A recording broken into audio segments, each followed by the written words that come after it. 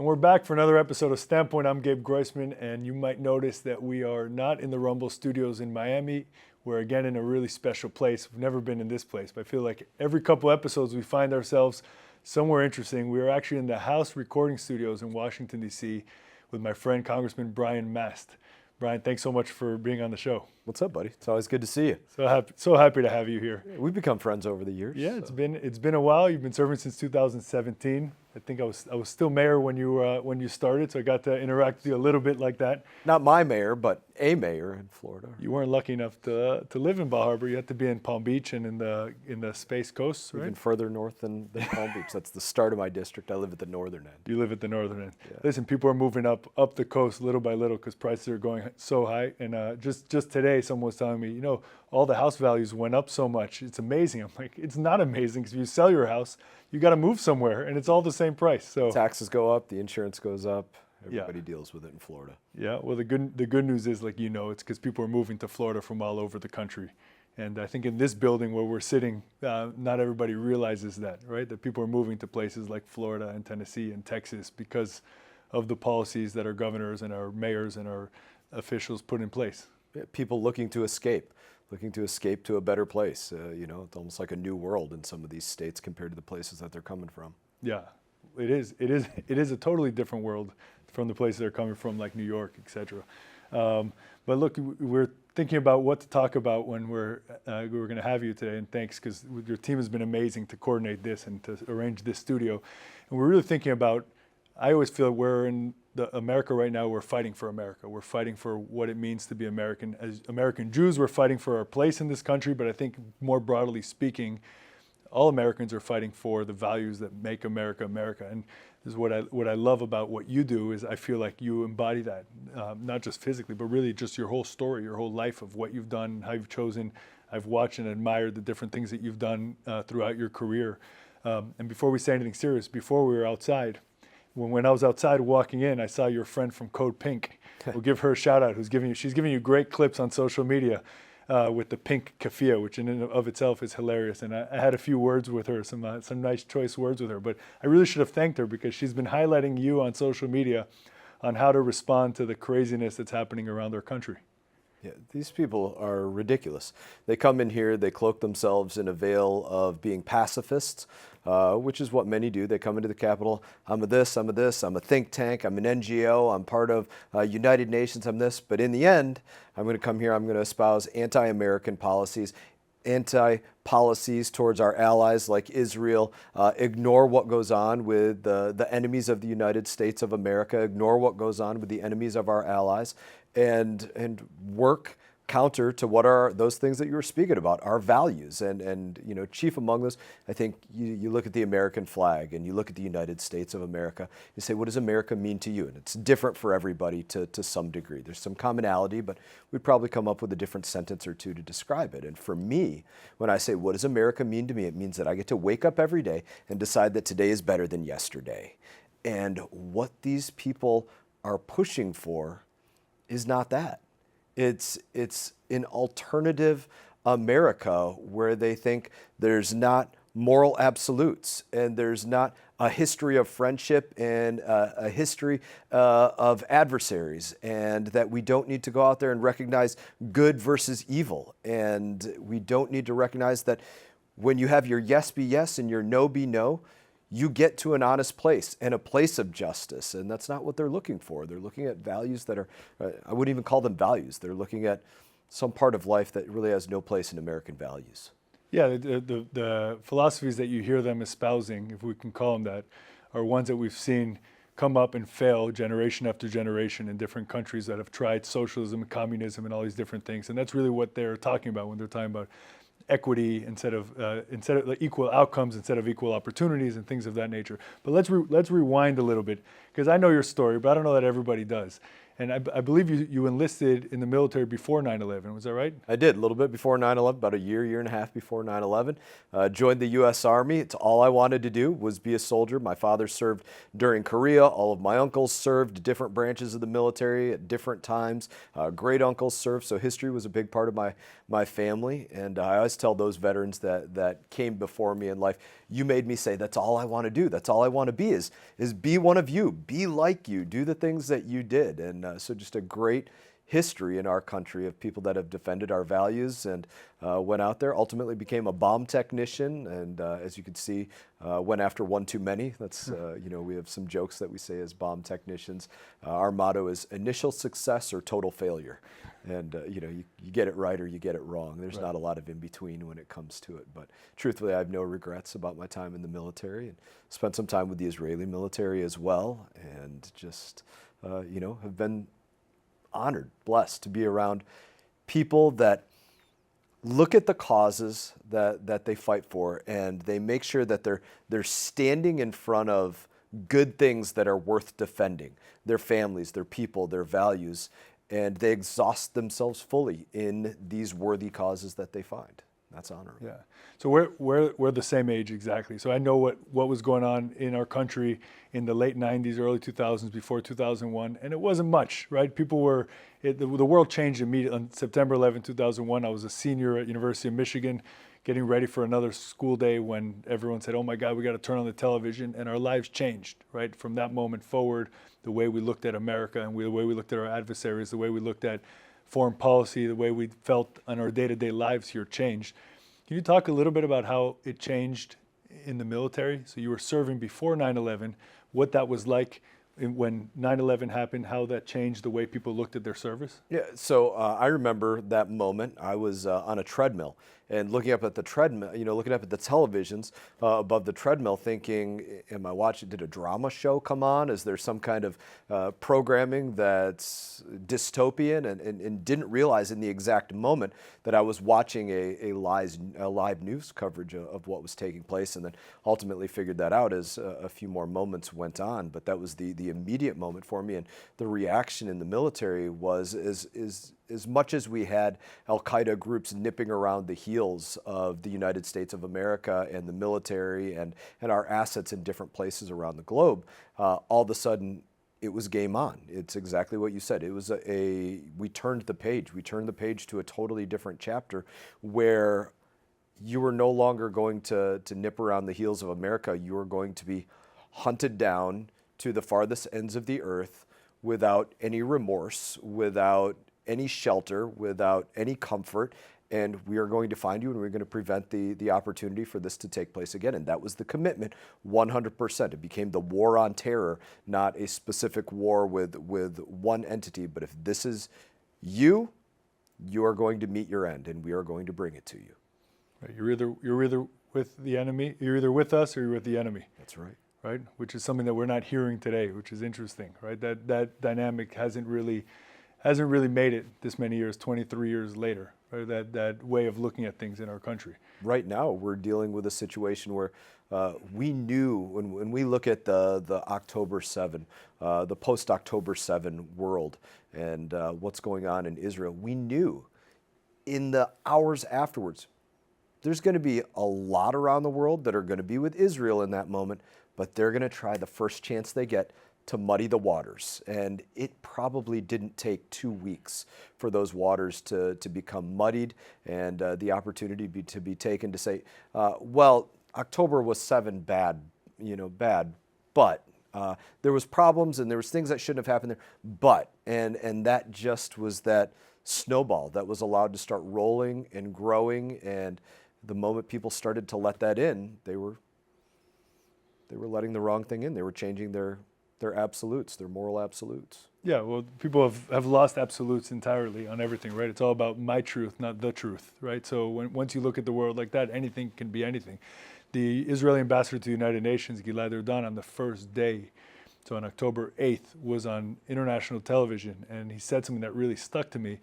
He said, that he was asked, all these world leaders made these beautiful speeches standing with Israel and saying, we're going to be there to support you. And he said, how does that make you feel as the ambassador to the United Nations for Israel? And he immediately said, he says, I'm very thankful, but I'm not surprised that on day one people are standing with me. I want to know who's going to stand with me on month one and on year one, right? Not who's going to be with us today. And we've seen that play out. But I had the same sentiment, and as I was making comments to media outlets in the immediate days after, yes, the world is where they should be right now, largely. Let's see where they are in 2 weeks. And it was predictable, unfortunately. What do you make of the flip that Biden has had? From my perspective, most people's perspective, he started out okay, like we're talking about, right in that trajectory. Started out making the right moves, saying the right things. Then he started talking out of both sides of his mouth, and then in the last month or so, has totally gone to the other side and making moves that really support Hamas by not enforcing sanctions, etc. What are your thoughts? I'd say two things on it. One, I think the flip started, in the very beginning. He's not done flipping. He will flip and flip and flip and flip, right? If he's giving a speech in L.A., he's going to say one thing. If he's giving a speech in Detroit, Michigan, he's going to say something else. If he's giving a speech in Miami, he'll say something different. If he's in Austin, Texas, he'll say something different there. And he'll keep changing it. He'll change it right up through November and beyond. And he will not cease because he's not an administration, and you look at every action that looks at national security objectives, how to protect the United States of America, our allies, our interests, and what makes us best. They look at what is a political emergency. And if something is a political emergency, that's what gets the attention, whether it's the withdrawal from Afghanistan, the southern border, what's going on in the October 7 war, the list goes on and on. They look for political emergency, not national security objectives. And the reason I say that he was wrong from the get-go is this. This is quite often forgotten, unfortunately, by many, but there were Americans that were killed. And I don't say that to gloss over the fact that there were many Israelis that were killed, but there were Americans that were killed and there are American hostages. If that's the case anywhere in the world, there should be every expectation that there is an American coming to get you, that there is an American coming for a reckoning to right what this wrong is. And from day one, there's been no conversation about America is coming to get you who are being detained, being held abroad, or very possibly are no longer with us. You've been dispatched. Yeah, it's incredible, right? I mean, if you look at any war in history or any war against terror, any of those interactions throughout the years, it's always been known the best passport to have is an American passport. You don't mess with an American because then you're going to suffer the might of the American military. And not only are we not doing that, we're not speaking about it, which is incredible. Only on the floor here and across the street, people are talking. Some members are talking about it, but in the White House, they're not talking about it at all. And meanwhile, we're still sending Hamas money. We're doing all these things. We're bending over backwards. We, America, are bending over backwards for them through the Biden administration with no talk about these Americans. It's destroying the ability for negotiation across the board. If you're an American and there can't be a trust that America is coming for you if something happens, that nulls your ability to negotiate as somebody that's in a bad situation. If you're our ally, Israel, our greatest ally, Israel, and you have a Biden administration that makes statements like this, the Iranian attack, we knocked through partnerships the ordnance out of the sky that came from Iran, but we can't guarantee that will happen next time. Well, it goes without saying that you can't guarantee that. You can't guarantee that in any conflict. But the fact that you took the time to say that out loud was a statement of policy, was a warning shot across the bow, right? Or you look at what's taking place with saying we're not going to do arms transfers. Easily the most measurable humanitarian aid that the United States of America has ever provided, the Iron Dome system, or works in coalition with Iron Dome system, because every rocket that comes into Gaza from Gaza is meant to indiscriminately kill anybody for being Jewish. Iron Dome knocks those out of the sky day after day, week after week, month after month, year after year. Most measurable humanitarian program out there. But let's not refill the stockpiles needed to knock those ordnance out of the sky. Let's not send the weapons needed to finish the job, to allow Israel to go into Rafah, end the tunnels that remain there, look for hostages in that last outpost where Hamas has been pushed into. Let's not allow that to take place. What does that do to the negotiating ability of Israel on that front? And the list goes on and on with their actions totally eroding the capability to allow your friends to negotiate in a position of strength.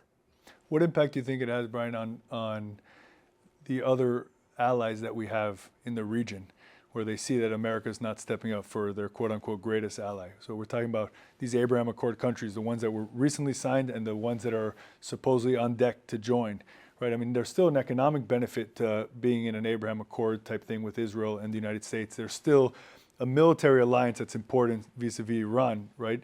But do you think this impacts this? You know, the U.S. value of that, of being a strong ally on paper, even with the United States and Israel. Do you think the U.S. is, and Biden at least, but it's the U.S.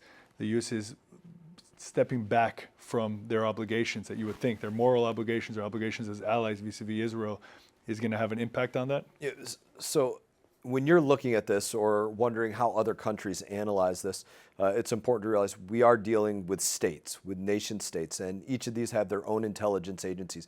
And you can count on the fact that they are constantly assessing, trying to understand what will the leader of each country do, who will be their successors, what action would they take in this case, this case, this case, what are their, we call them concepts of operation. And that's constantly being assessed. As these foreign intelligence agencies are assessing what will Joe Biden do, it is never an assessment of strength. They can look at his own domestic policies on the U.S. southern border and know, okay, he's not going to come at it from a position of strength. They can look at the withdrawal from Afghanistan, know that he's not going to come at it from a position of strength. He's going to partner with the Taliban to provide security assistance for U.S. service members moving out on the Taliban timeline instead of the American timeline, right? You can look at what's going on with his support for a new Iran deal, or what was previously the Joint Comprehensive Plan of Action, and know that they're not going to move to that from a position of strength where anybody believes that they would consider Iran a target. And in fact, you have several former generals that have exited the military. You had the former Joint Chief of Staff, Milley, who just recently exited the military, and McKenzie, the CENTCOM commander. And McKenzie, the CENTCOM commander, has been very clear now that he's out of uniform that the Biden administration took Iran off the table as a target. And he literally used the words to describe that as giving aid and comfort to the enemy. And if you take them off, maybe you don't want to go into Tehran, maybe that's not your wish, or to drop ordnance on there. But if they are literally off the table as a target, then what deterrence exists at all for them? And these are the actions across the board, the dominoes that keep getting flipped over by this administration. And these are the things that all of those foreign intelligence agencies are seeing, action after action after action. And ultimately, they know that whatever America does under this administration, it's going to be weak. Now, you can juxtapose that to Donald Trump has a history. And if Donald Trump comes back in, you know the kind of dominoes that he flipped over, and they were dominoes of strength, that he's going to secure America's southern border, that he's going to identify if a nation doesn't have an ability to vet out terrorists, and he's not going to let them into the United States of America, that he's going to have the back of Israel, whether it's recognizing the Golan Heights or moving the embassy or making sure that the embassy is, the capital of Israel is recognized as Jerusalem, and the embassy is actually moved there in recognition of that, whether it's getting rid of the Joint Comprehensive Plan of Action in the Iran nuclear deal and standing with our ally. Those are two different things that those foreign intelligence agencies assess. Yeah, the change will be stark if Trump wins in November. When he wins. When he wins. I fully believe that President Trump will be victorious and be president again, and America will again see better days ahead. I hope you're right. I believe the same if the election were today. I think he wins by a landslide, but a lot can happen between now and then, and we gotta watch the soap opera that is American politics today, right? It is that. I mean, you have the government, literally the full weight and power of the United States government, which is tremendous, being used for political purposes, as it was in the first election against then candidate Trump, right? We had the Democratic National Committee working with the FBI to suppress social media and, not talk about what Hunter Biden was doing and say that his laptop was fake and it was, Russian disinformation and there was Russian collusion. All that was spread by the United States government using the taxpayer dollar, and now we see them using the United States justice system, the system of government and justice, to try and destroy the president as well. It's no different. I think the good news there, if you can find good news in such a dysfunctional moment in our government, is that the American people have gotten smart about it. I think the number of American people that actually doubt and question and are skeptical as to the actions of our government, which is really sad as well. But I think it's going to end up helping Trump, because the people don't believe the news media when they see it. That's why alternative medias like this are becoming so much more popular, where they can actually hear people answer questions in full, and they can get questioned. I mean, this isn't like an investigative, right? But you can have actual real discussions back and forth. But people don't believe what they're reading. They don't believe what's coming out of Congress many times, right? They have to question everything. And that's really benefiting Trump, and also sort of the feeling that he's the victim, which he really is. He's the victim of that. We see a similar thing in Israel with the nonsense cases that they brought against Netanyahu that have just been sitting there. You know, the judge has thrown out essentially 3 of them already, including the main one, and the case is just sitting there. The prosecutors don't know what to do because they're stuck. Because if they go to the end, it's going to be thrown out. So they just kind of let it sit and hope it helps him, hope it hurts him. But in fact, it helps him. Right? Without those cases, his career may be over, but those cases ended up helping him. I think the same thing is happening with Trump over here. No, there's no doubt about it. I mean, I think for President Trump, he's more vindicated every day that goes by. And there's an old cliche phrase that, you know, sometimes it's better to be thought a fool than to speak and remove all doubt. Right. And what you have going on right now is this administration, their cronies in agency after agency. We've all thought that they were foolish, but they're speaking, they're opening up their mouth, they're demonstrating their actions, and they're removing all doubt of just what fools they really are. Now we know. Tell me about the ICC, the International Criminal Court. You know, from as you know, they've been threatening, or there's been rumors that they're going to issue arrest warrants for the Prime Minister of Israel and the Defense Minister, etc. The United States is not a member of the ICC, neither is Israel. When the U.S. was fighting in Afghanistan, there were lots of threats about from the ICC as well, back and forth, and the U.S. was able to push back on that, because that would be terrible to have this body over there in Holland, in The Hague, coming after Americans. Now it looks like they're doing the same. You initiated a bill, as far as I understand, to try to push back and sanction any actions against the United States or Israel. Can you tell us a little bit about that? So, you know, we should refer to them as the International Kangaroo Court. They're a part of the same rot that so many around the world are, whether it's UNRWA as a part of the same rot, or the criminal court, or the list goes on, where they are looking to look at the world through a dishonest lens and use their position, their titles, their power to make policy that is not rooted in truth. And this is where we took the opportunity to say, listen, if you're going to, in the legislation that you're asking about, if you're going to seek to go after the leader of our ally in Israel, Prime Minister Netanyahu, then you, your members, your justices, your judges, your whatever you want to call the folks there, they are going to be sanctioned. They will not be allowed into the United States of America. Others, they will not be allowed, and we will come after you in the same way that you're coming after our allies. And of course, you can guarantee that Chuck Schumer in the Senate will not take this up. And you can guarantee that Joe Biden would not move that across his desk. Yeah, and I think that we know that for a few reasons, and one of them is last Friday, when Biden the State Department put out a report that no one asked them to put out, right? They put out a report on their own saying that they believe there may be evidence that Israel violated international law. It didn't even conclude anything, but it's just enough, I think, runway for them to give the green light to the ICC to do whatever they want to do to get Netanyahu out, which is what Schumer and Pelosi have said publicly, and everybody else has implied it.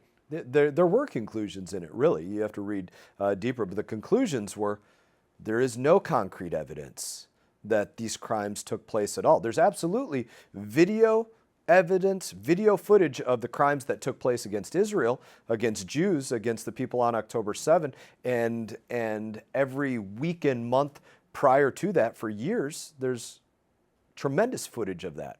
But the report basically said there is no evidence that this took place, but it just has to be. There has to be something out there, you know, just proportionally. It must be something that has taken place, and so we're going to find it. We don't have proof of it, but it had to have happened, is essentially the way that it's written.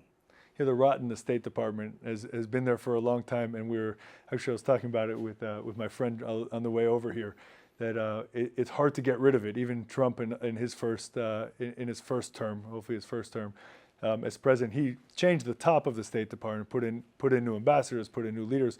But that staff that's been there, people refer to them as the deep state, whether they are the deep state or not, that's for other people to label them. But there's that deep rot in the State Department. First of all, historically very anti-Semitic, and very, very combative towards any conservative in office. People are policy, right?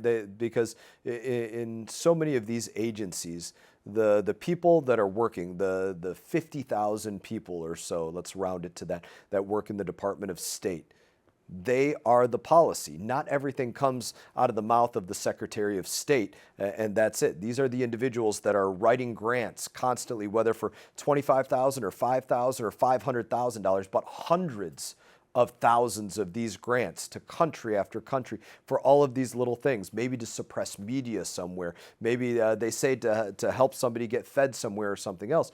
But the people doing those grants, they are creating policy, and in country after country, you see them just using their opportunity to be liberal activists. I'll give you some other examples outside of Israel. Obviously, we know the way that they support UNRWA, a group that is, I've framed it in this way. Israel is our ally. Palestinians, and I haven't even found a Democrat to say that Palestinians are America's ally, because they are not. Not even some of the most provocative ones here. I haven't got them to say that Palestinians are our ally. They are not. And so when you're supporting UNRWA, we're essentially paying the salary with the money that we give. We are paying the salary of our non-ally who is at war with our ally. When we're building them infrastructure, we're building infrastructure for our non-ally who is at war with our ally. When we're giving them aid, we're giving aid to our non-ally who is at war with our ally. And none of that makes sense. But again, to take it to some other countries, I'll give you an example, Nepal, right? So I was digging into a State Department grant that was $500,000. You know, it's a lot of money to most people, not a huge amount in the broad scheme of the US government. It was to expand atheism in Nepal. That's what it was for. And it was liberal activists that took this and said, I'm going to write a grant. Nobody in the State Department said, I'm going to write a grant through some authority to expand atheism in Nepal, where the average daily wage is probably $2 a day. They gave it to this fund here in Washington, D.C. called Humanist International. They probably kept $450,000 of the money here in D.C. to give salaries to people, and then produced a PowerPoint on how to expand atheism and ship that over to Nepal in another language, and chalked it up as that's what your $500,000 got you, taxpayers of the United States of America. Those are the people making policy in nation after nation after nation. They're liberal activists that have no place doing any work on behalf of we the people. Yeah, let me ask you a broader question. So in the House right now, lots of legislations being passed, the Anti-Semitism Act on Israel stuff. There's stuff on the border. There's lots of things happening, sanctions. The president isn't implementing any of it, right? He's not sending arms to Israel. He's not sanctioning Iran. He's playing out the clock and just doing, like you said, whatever's politically expedient for the day that he thinks it is for when he looks at an electoral map. So, it's important for the House, I think, to keep pushing. It's super important. We got to keep pushing the conversation. We got to keep getting Democrats to vote. And what happens in November in Congress is super important, right? It's not just in the White House where for there to be effectuate change. But if we go outside of Washington, D.C., we get out of these buildings and this beautiful building we're in,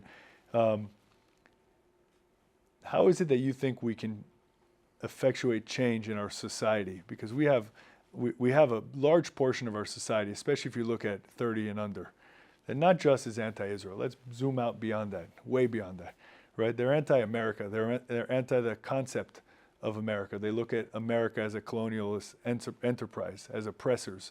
They say we're founded on racism and all these terrible things, right? They don't love this country. When I say they, you can look at poll after poll. Whenever they say all Americans and it looks reasonable, you just have to zoom in and look at the under 25, and then you see where the crazies are. I know it's a big question, but what do you think we as a society can do to try to start moving things in the right direction? I'll give two places, and I can't extract it from what's going on with Israel right now because I think it brings it back to one of the most prominent places of where change needs to be affected, and that's in higher education. And the world is seeing that right now. We'll use that term rot again. The rot in admissions boards in universities, the board of governors of universities, and the tenured professors in universities. They are rotten in school after school after school. And I think one of the biggest places that we should be looking right now is specifically the admissions boards, because we're approaching summertime right now. Kids will be getting out of school, out of university, out of wherever. The next classes will be coming into the fall, and you should be able to believe that those admissions boards are looking at the social medias of individuals that they're looking to accept as the next class into their schools to find out, well, are you a part of, Students for Justice in Palestine, essentially a terrorist organization? Are you a part of, this group or this group or this group?